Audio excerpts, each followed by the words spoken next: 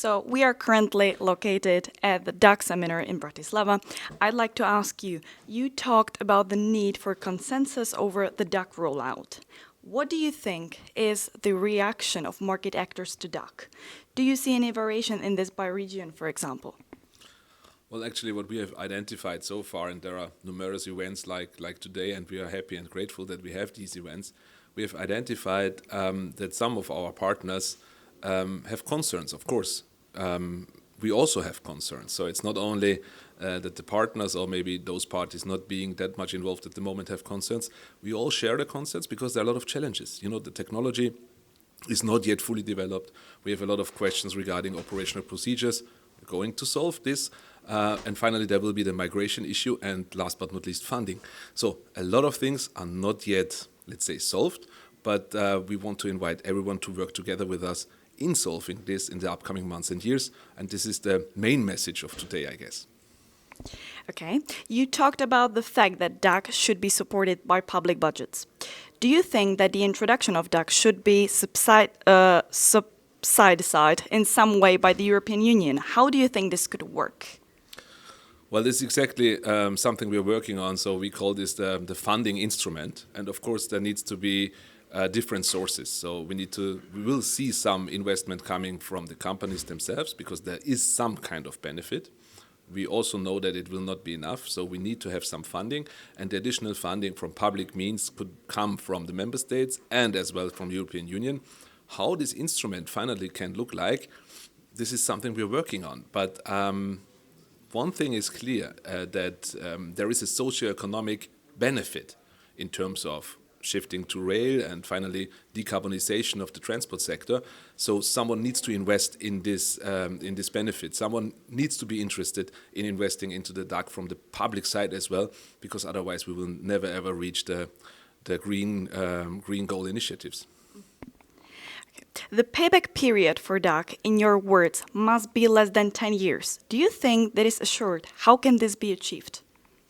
Well, we have to distinguish between, let's say, once again, the socio-economic analysis, so the impact analysis in terms of economics when it comes to the overall picture. There at the moment is a 30 years period, it's okay, but no company, no one of us will invest on a, let's say, perspective of getting a return of investment in 30 years.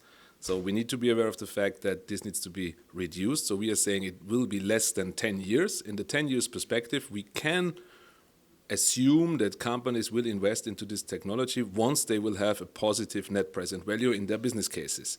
So it's about business here, although we really think that this is a transforming project, so a project which is transforming the full sector. At the end, it comes to business cases for the companies, and this will be the basis for the decision making. So we need additional means, additional funding in order to get these business cases to a positive level, and then we will see if the deployment will start. But once again, first we need to solve a lot of other questions and challenges, technological, operational, etc. But we are working on preparing on the deployment as well. What do you think are the main concrete benefits of the DAC? Through what should the return of investment be achieved? Do you think the companies in the market are aware of this, of the benefits?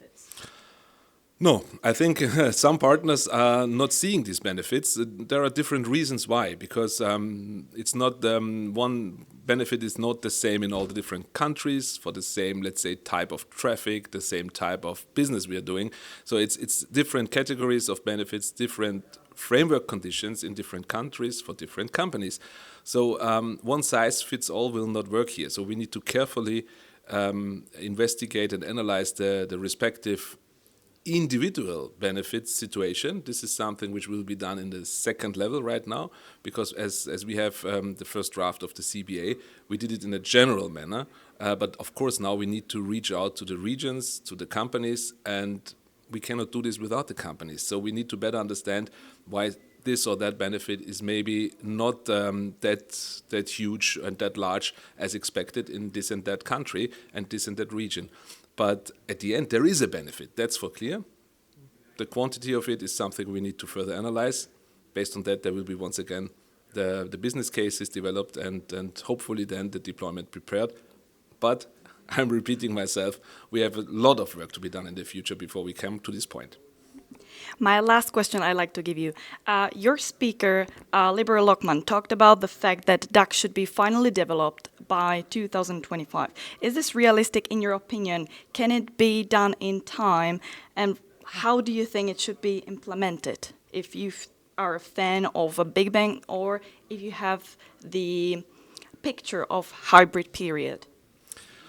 Well, I think what is important is that, and it has been discussed today, that we now have a picture with the flagship project 5 within Europe's Rail Joint Undertaking, the so-called Transformer project, where we have total project volume of close to 100 million euros for the next steps of developing this technology. After we have proven this technology, which will take place in this project, we can decide for the next steps. At the moment, we are preparing the deployment plan. At the moment, once again, it was the idea and is the idea to start with deployment as soon as possible, because the window of opportunity for us as a sector is stepwise closing. Transport sector is also under, let's say, heavy influence of innovation in other modes like road, etc. And we need to be aware of the fact that if we will be too late, the rail system will not have this advantage anymore. So we need to be fast, but on the other hand, we cannot be naive and risk something here, so we need to have a solid case. Will it be 24? Well, that's the plans as they have been developed a couple of years ago. Will it be maybe 26 or 27? We will see. So this is exactly why we need to work on this together. It's a dynamic project.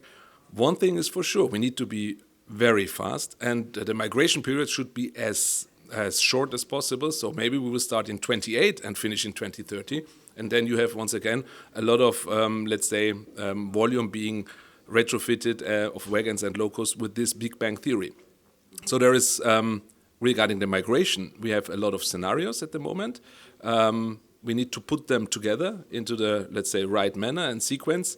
And based on the moment, I would call it the point zero. Once we know that the technology is operational, is fulfilling all the requirements, is no risk for us. We have no risks in terms of authorization procedures, etc. Once we know all of that, that's the point, that's the D-Day when we start deploying.